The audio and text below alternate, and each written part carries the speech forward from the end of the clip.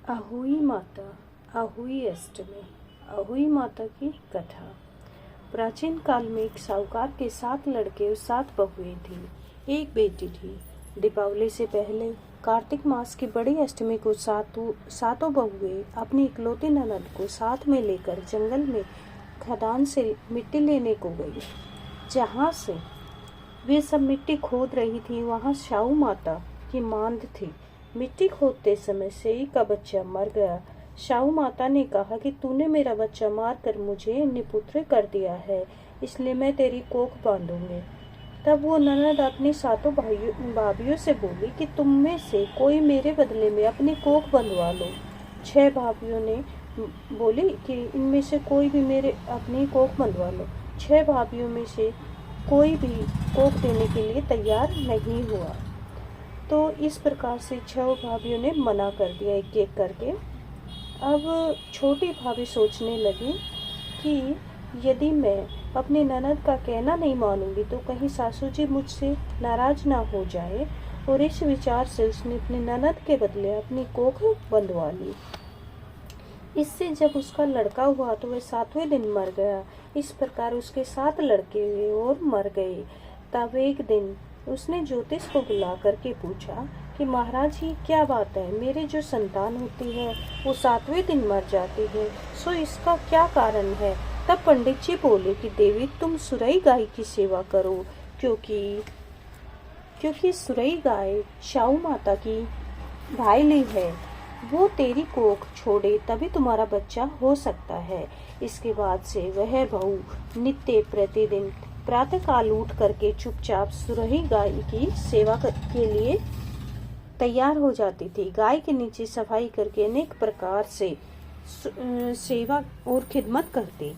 गौ माता यह देख करके साहूकार के बेटे की बहू नित्य प्रतिदिन मेरी सेवा करती है। गौ माता उससे बोली कि तू मेरी बहुत सेवा करती है, इसलिए मेरी आत्मा तुमसे बहुत प्रसन्न है, इसलिए मांग, मुझसे क्या मांगना चाहती है। साहूकार के बेटे की बहू बोली कि साहू माता तुम्हारी भाईली है और उन्होंने मेरी कोख बांध रखी है, सो आप कृपा करके अपनी भाईली से मेरी कोख खुलवा दो।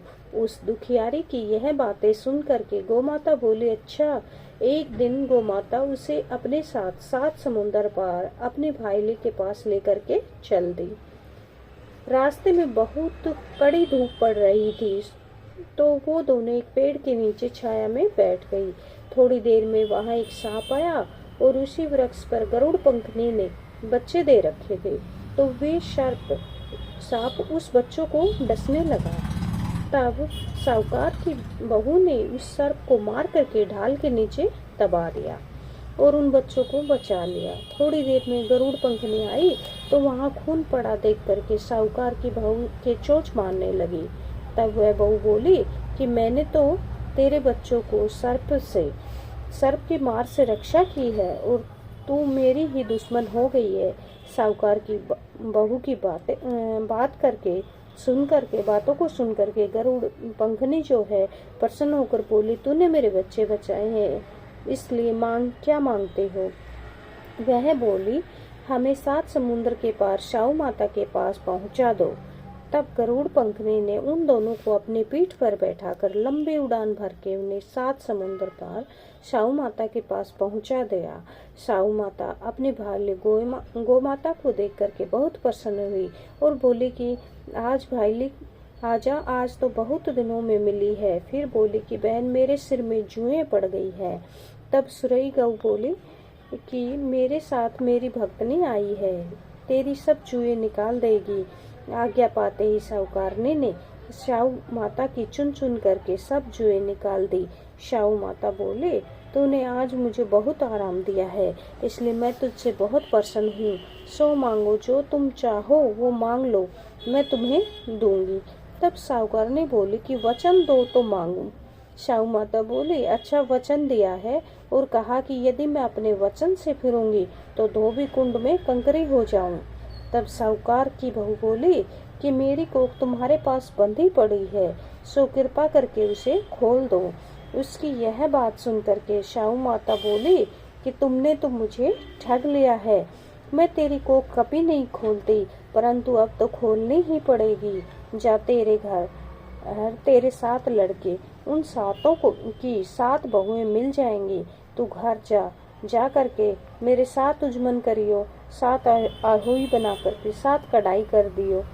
और यह सब वह सुन करके वह लौट करके घर पहुंची तो वहां पर 7 बेटे और 7 की 7 बहुएं घर बैठे मिले। यह देखकर वह बहुत खुश हुई। तभी उसने अपनी 7 आहोही बनाई और 7 उजमन किए और 7 की कढ़ाई करी। दिवाली के दिन उसकी जेठानियां कहने लगी, जल्दी जल्दी अपना चौका पूजा कर लो, नहीं तो छोटी बहू अपने बच्चों की याद करके रोने धोने लगेगी। थोड़ी देर में उन्होंने अपने बच्चों से कहा कि चाची के घर तो जाकर के देख के तो आओ कि आज वो अभी तक क्यों नहीं रोई है, रोई क्यों नहीं है अभी तक। बच्चों ने आकर कहा कि चाची अहुई बना रही है और वो तो खूब उजमन कर रही है। यह सुनते ही उसकी जेठानियां दौड़कर उसके घर गई और जाकर कहा कि तूने अपनी कोख कैसे छुड़वाई है।